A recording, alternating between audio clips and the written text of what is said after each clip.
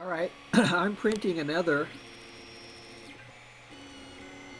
crocodile red-eyed skink. You can see the skirt has already gone down. It's perfect. Shows exactly where the print will land.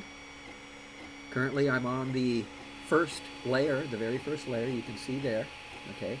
And you can see that I am using a flat, known to be flat, mirror tile.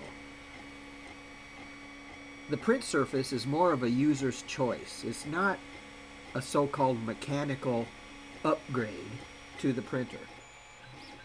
An upgrade would change the way the filament is pulled from the holder through the extruder, down the Bowden tube, and onto the bed.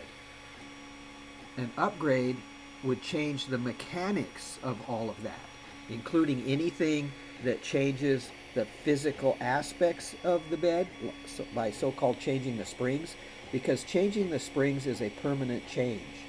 I am currently using, or my Ender 3 is currently using, the original springs.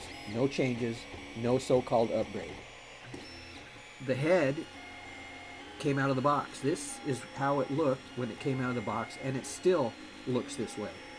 Everything is OEM, original equipment, okay? So, this is the Bowden tube, white, not blue. The blue tube has a smaller inside diameter, which causes friction around the curve. You don't want that. This is the original plastic extruder that came with the printer. And if that lever ever breaks, keep the body of the original plastic extruder and buy another lever. It's like $3, 5 minutes to change, and you're back to printing for years, because that lever has never been under stress in its entire life. It comes out of a plastic bag, all right? So just change the arm, keep the body, let it do what it was designed to do. And a metal extruder tends to have other issues you have to deal with, like calibration, setting up the gear, the stepper, yada, yada, yada, blah, blah, blah. I don't know. So keep the body of the extruder and see what happens. See for yourself. Buy maybe an extra arm, throw it in a drawer for that one-time event that might be years from now. Okay? If you properly use the extruder and not turn that screw right there and force the tension onto the arm, that way you're not causing the problem. Okay, many people tighten that screw because they think, oh, it's not extruding properly, yada, yada, yada. Yeah, you don't want to change that screw right there. Don't put more tension on the arm than is required. Find out what is actually wrong and not do something that will cause a problem. All right? So this is the original head. You can see right here, no direct drive, no putting extra weight, by putting the motor and the extruder and all that on top of this, because you don't want extra weight that the stepper motor has to push around, all right? Because you can't stop gravity. So take that weight off of there, have just what is required to get filament from here through here and onto the table.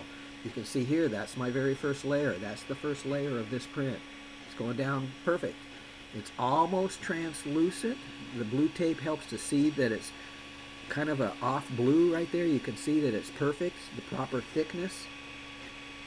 It's going down as it always has, as it always will. So the mirror tile is flat from the factory. It's known to be flat. See, that way you don't need this added electronic gizmo here to find high and low spots, because there just isn't any. It would be useless, okay?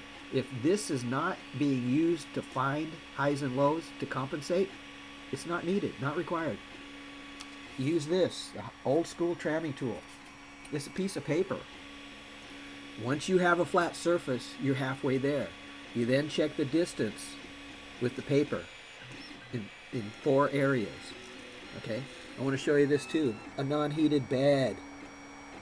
I never heat the bed, ever.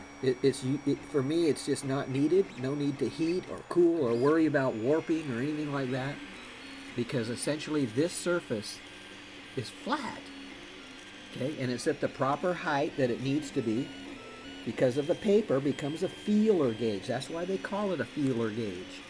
All right, simple. All right, I think that's it. Original springs, original hot end, original extruder, original firmware, eSTEPS at 93, as all my printers are. All right, happy printing.